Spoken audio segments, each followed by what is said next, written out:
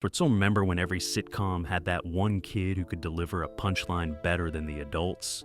The 80s were packed with child stars who became household names before they hit puberty. But here's the thing, while some chased fame into adulthood, others took their residual checks and ran for the hills, never looking back. Today we're counting down 14 child stars from 80s sitcoms who walked away from Hollywood forever, trading red carpets for regular lives. Some of these exits will surprise you. Number 14. Jason Hervey, The Wonder Years. Coming in at number 14, we have Jason Hervey, who tortured Kevin Arnold as his older brother Wayne on The Wonder Years. From 1988 to 1993, The Wonder Years gave us nostalgia for the 60s that somehow felt more real than actual memories. Kevin, played by Fred Savage, navigated adolescence while Wayne, his mulleted menace of a brother, made his life miserable with wedgies, insults, and the kind of sibling torture that would probably get you grounded today. Hervey was perfect as Wayne. He balanced genuine cruelty with just enough vulnerability to remind you he was still a kid himself. But when The Wonder Years ended, Hervey didn't chase the next sitcom role. Instead, he pivoted to something completely unexpected: professional wrestling production. Yes, seriously. He became a producer and manager in World Championship Wrestling, working behind the scenes on some of WCW's biggest events in the 90s. It was like watching the class bully become an accountant, except with more folding chairs and spandex. Hervey later co-founded a production company and has spent decades working in reality TV and sports entertainment. He's appeared at Wonder Years reunions and conventions, but he's never tried to recapture his childhood fame. For someone who spent 5 years being America's least favorite TV brother, he seems perfectly content being a behind-the-scenes guy. And honestly, good for him. Not everyone needs to chase the spotlight, especially when you've already had your fill of it before graduating high school. Number 13. Tracy Gold, Growing Pains. At number 13 is Tracy Gold, who played Carol Seaver, the overachieving eldest daughter on Growing Pains. The show ran from 1985 to 1992, following the Seaver family through homework crises, teen heartbreaks, and Mike's endless schemes to avoid responsibility. Carol was the straight-A student, the responsible one, the daughter every parent wished they had, which in sitcom math meant she was destined to be overshadowed by her goofball brother, played by Kirk Cameron. Gold brought warmth and intelligence to Carol, making her more than just the nerdy sister. But behind the scenes, she was battling anorexia, a struggle that became public and nearly cost her life. After Growing Pains ended, Gold made a few TV movies and guest appearances, but by the late 90s, she'd largely stepped away from acting. She chose to focus on her health, her family, and advocacy work for eating disorder awareness. Today, Gold is a wife and mother of 4, who occasionally pops up at Growing Pains reunions or in Hallmark movies. She's been open about her past struggles and has used her platform to help others, which is worth more than any sitcom paycheck. Some child stars spent the 90s chasing their next big role. Gold spent them getting healthy and building a life that didn't revolve around laugh tracks and residual checks. That's not walking away from fame, that's walking towards something better. Number 12. Jeremy Miller, Growing Pains. Sticking with Growing Pains, at number 12, we have Jeremy Miller, who played the youngest Seaver kid, Ben. With his blonde hair and gap-toothed grin, Ben was the cute kid who could weaponize his adorableness to get out of trouble. Miller joined the cast when he was just 6 years old and spent 7 seasons growing up on national television, which sounds way less fun than it looks. When Growing Pains wrapped in 1992, Miller was barely a teenager. He did a few guest spots here and there, appeared in some direct-to-video movies that probably shouldn't have been direct to anything, and then just kind of faded away.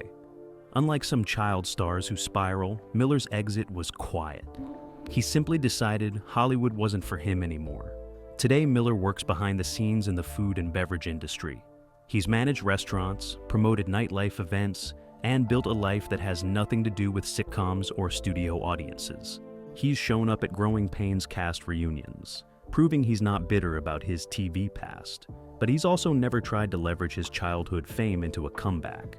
For someone who spent his formative years being America's little brother, he seems remarkably well-adjusted, which, let's be honest, is rarer than it should be for 80s child stars.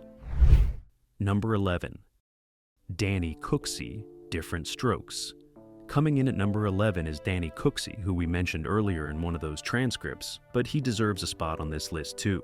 Cooksey played Sam McKinney on Different Strokes from 1984 to 1986, the freckle-faced kid with a southern drawl who was supposed to save a show already on life support. Spoiler alert, he didn't save it, but that wasn't his fault. Cooksey was actually a talented kid with solid comedic timing. The problem was that Different Strokes was already running on fumes, and adding a cute kid to replace Gary Coleman's fading cuteness factor was like putting a band-aid on a sinking ship. After Different Strokes ended, Cooksey could have gone the tragic child star route. Instead, he pivoted to voice acting and became incredibly successful at it. He voiced Montana Max in Tiny Toon Adventures, Jack Spicer in Shaolin Showdown, and a bunch of other characters throughout the 90s and 2000s. He also fronted punk rock bands because apparently surviving late-stage sitcom syndrome unlocks bonus life skills. Today, Cooksey still does occasional voice work and music projects, but he's never tried to recapture his live-action fame. He found his lane, stayed in it, and built a career that doesn't rely on people remembering him as the red-headed kid from Different Strokes. That's not walking away from fame, that's evolving past it. Number 10, Keshia Knight Pulliam, The Cosby Show. At number 10, we have Keshia Knight Pulliam, who made America fall in love with Rudy Huxtable on The Cosby Show. From 1984 to 1992, Rudy was the youngest Huxtable, the precocious scene stealer who could go toe-to-toe with Bill Cosby and hold her own. Pulliam was so good that she became the youngest actor ever nominated for an Emmy at the time, which is impressive even if you don't factor in that she was basically still in elementary school. After The Cosby Show ended, Pulliam did some TV movies and guest spots, but nothing that came close to matching her childhood stardom. She attended Spelman College, earned her degree, and largely stepped away from the Hollywood grind. Unlike some child stars who spend their 20s desperately trying to stay relevant, Pulliam went to college like a normal person and built a life outside of sitcoms. She's popped back up occasionally, competing on Celebrity Apprentice and appearing in Tyler Perry projects, but she's never chased fame the way you'd expect from someone who was once one of TV's biggest child stars. Today, she's focused on family, philanthropy, and business ventures. She's also been vocal about the complicated legacy of The Cosby Show, navigating that minefield with grace while acknowledging both the show's cultural impact and the darkness that came later. For someone who grew up in front of millions, she's managed to maintain a remarkably private adult life, which in child star math is basically winning the lottery. Number 9, Brian Bonsall, Family Ties. At number 9 is Brian Bonsall, who played Andy Keaton on Family Ties. We touched on him earlier, but his story deserves a deeper look. Bonsall joined the show in 1986 as a baby, got aged up to a precocious preschooler by season 5, and proceeded to disrupt the Keaton family dynamic with the subtlety of a wrecking ball wearing overalls. With his gap-toothed grin and that tax-free catchphrase, he was supposed to inject new life into a show already dominated by Michael J. Fox's Republican poster boy, Alex. Family Ties ended in 1989 when Bonsall was just 8 years old, barely old enough to understand what residual checks were for. He kept working for a bit, landing what should have been a plum recurring role on Star Trek, The Next Generation as Alexander, Worf's half-Klingon son. He appeared in multiple episodes from 1990 to 1994, giving him geek credibility that most sitcom kids never get. He also did some forgettable TV movies, the kind that aired on Sunday afternoons when everyone was either napping or avoiding homework. But by the mid-90s, Bonsall had walked away from acting entirely. Unlike most child stars who fade gracefully into voice work or reality TV, Bonsall's exit was messier. He struggled with legal issues in his 20s, including multiple arrests for assault and DUI, which made headlines because the media absolutely loves a good child star gone wrong narrative. It's like they keep a template ready. Former, show name, star, arrested, with a side-by-side photo comparison that screams, look how far they have fallen. But here's the thing that often gets overlooked in those tabloid stories. Bonsall eventually got clean, walked away from the spotlight completely, and focused on his music career in punk and alternative rock bands. He's never tried to cash in on his Family Ties fame, never showed up on Celebrity Rehab, never did the redemption tour circuit. Today, he's largely out of the public eye, living a private life far from Hollywood. It wasn't a smooth exit, and there were definitely some rough years in there, but ultimately he chose normalcy over fame. And considering the alternative paths some child stars have taken, that's honestly not a bad outcome. Number 8. Soleil Moon Frye, Punky Brewster. Coming in at number 8 is Soleil Moon Frye, and yes, we know she came back for the Punky Brewster reboot recently, but hear us out. From 1984 to 1988, Frye was Punky Brewster, the spunky orphan with mismatched shoes and enough optimism to power a small city. The show followed Punky as she was adopted by a grumpy photographer, played by George Gaines, bringing sunshine into his lonely apartment building, one brightly colored outfit at a time. It was wholesome, it was heartwarming, and it made Frye a household name before she was 10 years old, which sounds fun. Until you remember, she was literally a child navigating fame, puberty, and the entertainment industry simultaneously.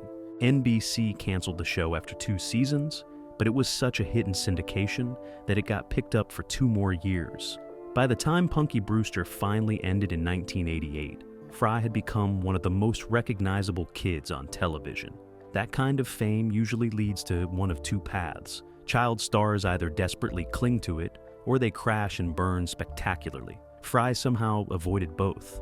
After Punky Brewster ended, Frye kept working steadily through the 90s, but she never recaptured that level of stardom. She did guest spots on shows like Friends and Sabrina, the Teenage Witch, appeared in forgettable TV movies that probably shouldn't have made it past the pitch meeting, and starred in independent films that played at festivals nobody had heard of. Nothing made her a household name again, and honestly, she seemed fine with that. While other child stars were desperately chasing their next big break, doing increasingly embarrassing reality shows, or appearing in straight-to-video movies that went straight to the bargain bin, Frye quietly transitioned into directing, producing, and living a relatively normal life in Los Angeles. She got married to producer Jason Goldberg in 1998, had 4 kids, and spent years out of the spotlight before the reboot came calling in 2021. But even with the reboot giving her a chance to reclaim Punky's platform, she's made it clear that acting isn't her priority anymore. She's focused on her family, her production work, and her other business ventures, including a lifestyle blog and children's boutique. The reboot was a fun nostalgia trip, not a desperate grasp at relevance, the difference between revisiting your high school because you're curious versus showing up at every football game in your Letterman jacket at 40. For someone who could have spent decades trying to recapture her Punky magic, she chose to build a different kind of life. That's not walking away from fame, that's redefining success on your own terms. Number 7. Brandon Cruz, The Courtship of Eddie's Father. At number 7, we're reaching back to the early 70s, but Brandon Cruz's story is too good not to include. Cruz played Eddie on The Courtship of Eddie's Father from 1969 to 1972, the adorable kid helping his widowed dad, played by Bill Bixby, navigate the dating scene in Los Angeles. The show was based on a 1963 film and became appointment television for millions of families. Eddie was the emotional center of the series, the sweet kid who just wanted his dad to be happy, while also making sure any potential stepmom met his very specific standards. Cruz brought genuine warmth to the role, making Eddie feel like a real kid rather than a sitcom prop designed to deliver punchlines. The show was a huge hit, running for 3 seasons and making Cruz one of TV's most recognizable child stars. At his peak, he was getting recognized everywhere, doing press tours, and living the kind of life most kids only dream about.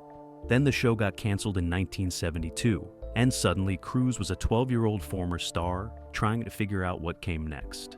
He did some guest spots through the 70s and early 80s, popping up on shows like The Bad News Bears and Chips, plus a handful of TV movies that aired once and disappeared into the television void. But nothing stuck. Instead of desperately chasing his next big role or becoming one of those former child stars who shows up at every nostalgia convention with a stack of headshots, Cruz did something completely unexpected. He walked away and became a punk rock musician. Yes, seriously. The kid who played sweet, wholesome little Eddie became a hardcore punk rocker, fronting bands like A Dr. No and the Dead Kennedys, touring dive bars across America, and thrashing around stages that smelled like stale beer and broken dreams. It's like finding out Mr. Rogers used to be in a death metal band, except this actually happened. Cruz fully committed to the punk scene, growing his hair out, getting tattoos, and embracing a lifestyle about as far from Bill Bixby's wholesome sitcom as you could possibly get without joining a motorcycle gang. But the transition wasn't all smooth sailing. Cruz has been remarkably open about his struggles with addiction and the darker side of both child stardom and the punk rock lifestyle. He's talked in interviews about how leaving Hollywood saved him from becoming another tragic child star statistic, but also how the punk scene came with its own demons. Recovery wasn't easy, and there were some rough years in there that he doesn't shy away from discussing. Here's what makes Cruz's story different, though. He's also clear that leaving Hollywood was the best decision he ever made. He still acts occasionally, usually in small indie projects or voice work, including some animation gigs that let him stay connected to the industry without living in it. But music is his true passion. Today, he's clean, sober, and still performing, living proof that there's life after child stardom if you're willing to completely reinvent yourself. Not everyone can pull off the transition from wholesome TV kid to punk rocker, but Cruz made it work, and somehow he came out the other side healthier than a lot of people who never left the suburbs. Number 6. Kelly Martin, Life Goes On. At number 6 is Kelly Martin, who played Rebecca Becca Thatcher on Life Goes On from 1989 to 1993. The show was groundbreaking for featuring a main character with Down syndrome, Corky Thatcher played by Chris Burke, and for tackling serious issues like HIV and AIDS when most sitcoms were still doing very special episodes about the dangers of smoking or saying no to peer pressure. Life Goes On didn't mess around with softball topics. It went straight for the heavy stuff, dealing with teen pregnancy, drunk driving, and death with a seriousness that felt refreshing in an era of family sitcoms where every problem could be solved in 22 minutes with a hug and a life lesson. Martin played Becca, the teenage daughter navigating high school crushes, first love, and her family's unique challenges with a grace and maturity that belied her age. She wasn't just the pretty girl delivering lines. She brought real emotional depth to storylines that could have easily veered into after-school special territory. Her character fell in love with a guy who was HIV positive, a storyline that was genuinely bold for early 90s network television. This wasn't just groundbreaking, it was practically revolutionary for a show airing in prime time when most networks were still terrified of addressing AIDS at all.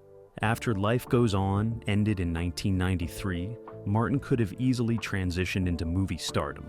She had the looks, the talent, and the teen idol appeal that networks and studios absolutely drool over. Magazines loved her, teenage girls wanted to be her, and teenage boys definitely wanted to date her. Instead of capitalizing on that heat, she did a few TV movies, landed a recurring role on ER from 1998 to 2000 playing Lucy Knight, a medical student who met a tragic end that traumatized ER fans for years, and then largely stepped back from the Hollywood grind. But here's where Martin's story gets really interesting. She went to Yale. Yes, Yale University. Because apparently being a successful child actor with a thriving career wasn't enough. She needed an Ivy League education too. She enrolled while still working occasionally, proving that you can be a TV star and still care about things like higher education and intellectual growth. It's the entertainment industry equivalent of a professional athlete going back for their degree, except actually following through. Martin has popped up in Hallmark movies pretty regularly, becoming one of their reliable stars for Christmas movies and romantic dramas that follow a very specific formula. She's also done occasional TV projects and guest spots, but she's never chased fame the way you'd expect from someone who was a legitimate teen idol. She's focused on her family, marrying in 1999 and having children, her education, and projects she actually cares about, rather than whatever role would keep her in the tabloids or make her relevant to a new generation. Today, she's a wife, mother, and occasional actress who works when she feels like it and only on projects that interest her. For someone who was a teen idol in the early 90s, that's a remarkably sane approach to life after childhood fame. Number 5. Benji Gregory, ALF. Coming in at number 5 is Benji Gregory, who played Brian Tanner on ALF. From 1986 to 1990, Gregory was the youngest Tanner kid, the one who bonded with the wisecracking alien who crash-landed in their garage and proceeded to try eating their cat for 4 seasons. ALF was one of the weirdest hits of the 80s, and Gregory was right in the middle of it, playing straight man to a puppet. When ALF ended, Gregory was barely a teenager. He did a handful of guest spots in the early 90s, appearing on shows like The A-Team and Fantastic Max, but nothing substantial. Then he just disappeared from Hollywood entirely.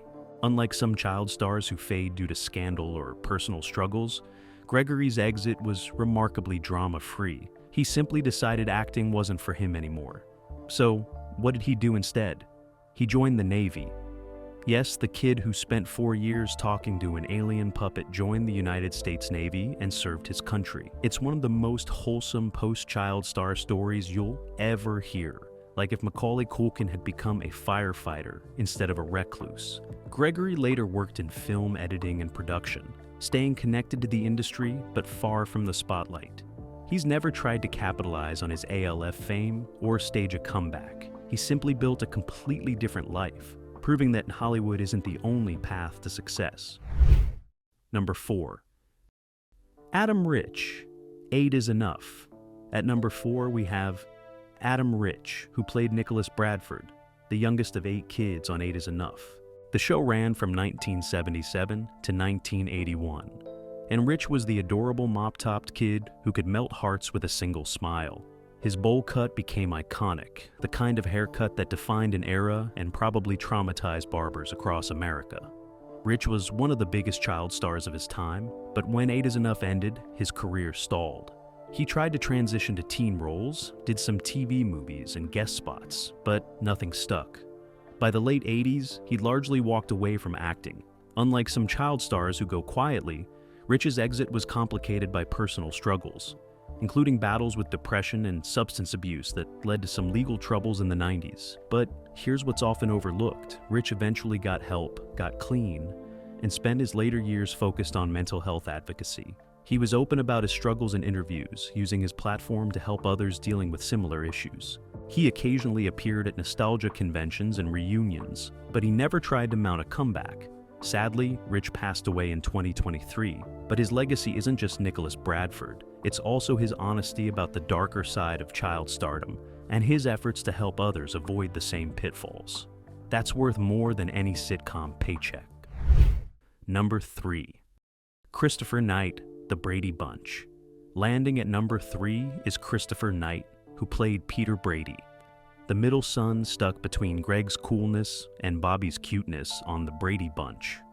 From 1969 to 1974, Knight navigated that awkward middle child energy while America watched, giving us classic moments like the time his voice changed mid-song or when he tried to be groovy and failed spectacularly.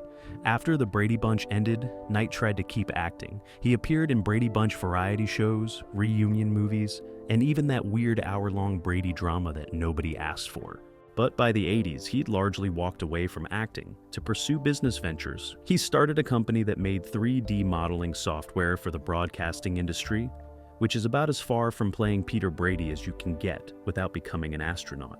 Knight made occasional appearances on reality TV, including a stint on The Surreal Life, where he dated and eventually married model Adrienne Curry in one of the most bizarre celebrity pairings of the 2000s. But even with those reality TV moments, he's never returned to acting full-time. He's focused on his business ventures, his personal life, and occasionally showing up at Brady Bunch events to remind people that, yes, he was that middle kid in the bell-bottoms. Today, Knight is a successful businessman who happens to have been on one of TV's most iconic sitcoms. He's carved out a life that doesn't depend on Brady Bunch residuals, which, considering how long those checks have been coming, is actually impressive. Not everyone can walk away from easy money and steady nostalgia gigs, but Knight did it and built something completely different. Number 2. Ike Eisenmann, Escape to Witch Mountain. Coming in at number 2 is Ike Eisenmann. And yeah, we know Escape to Witch Mountain was a movie, not a sitcom, but Eisenmann was all over TV in the 70s and early 80s. He appeared in shows like The $6 Million Man, Wonder Woman, and Star Trek II, The Wrath of Khan, plus the TV movie sequels to Witch Mountain. He was one of those child actors who seemed destined for a long career, the kind of kid who could carry a scene and make you believe in psychic powers or aliens or whatever Disney was selling that week. But by the mid-'80s, Eisenmann walked away from acting almost entirely. He did a few small roles here and there, but nothing substantial. Instead, he went into producing and worked behind the scenes in special effects and production. It was a complete 180 from being in front of the camera, like if the quarterback became the team statistician. Eisenmann has occasionally returned for Disney nostalgia projects, including a cameo in the Witch Mountain remake, but he's made it clear that his acting days are over. He's focused on his production work, his family, and living a life that doesn't revolve around autograph signings and convention appearances. For someone who was one of Disney's biggest child stars in the 70s, that's a remarkably low-key approach to life. He could have spent decades chasing roles and trying to stay relevant. Instead, he built a completely different career and never looked back. Number 1. Peter Ostrum, Willy Wonka, and the Chocolate Factory. And finally, claiming our number 1 spot is Peter Ostrum, who played Charlie Bucket in Willy Wonka and the Chocolate Factory. Now, we know this is technically a movie from 1971, not an 80s sitcom, but Ostrom's story is so perfect for this list that we had to include it. Plus, our channel, our rules. Ostrum was 13 when he landed the role of Charlie, the poor kid who wins the golden ticket and inherits a chocolate factory. It was one of the most iconic child performances in cinema history, the kind of role that should have launched a massive career. Studios wanted to sign him. Agents were calling. He could have had any role he wanted, and you know what Ostrum did? He said no thanks and went back to regular life. He finished high school, went to college, and became a veterinarian. Yes, Charlie Bucket became a large animal vet who spends his days with horses and cows in upstate New York. He's never regretted turning down Hollywood, never looked back, never tried to cash in on his Wonka fame beyond occasional interviews and rare convention appearances. In a world where child stars usually either burn out or desperately cling to relevance, Ostrum just walked away and built a completely different life. He's been married for decades, has children, and runs a successful veterinary practice. When he does give interviews, he's gracious and nostalgic about Willy Wonka, but he's also clear that he made the right choice. He saw what Hollywood could do to kids and decided a normal life was worth more than fame. Today, he's probably the most well-adjusted former child star on this entire list, proof that sometimes the smartest career move is walking away while you're ahead. What makes Ostrom's story so compelling is that he had no bad experiences, no scandal, no reason to run. He simply looked at fame and decided it wasn't for him. While other kids were fighting for roles and chasing stardom, he was studying veterinary medicine and building a life that had nothing to do with chocolate factories or Oompa Loompas. That's not just walking away from fame. That's having the wisdom at 13 years old to know what actually matters. And there you have it, 14 child stars who walked away from 80s sitcom fame and never looked back. Some found new careers, some found peace, and one became a large animal vet who probably gets asked about golden tickets at every dinner party.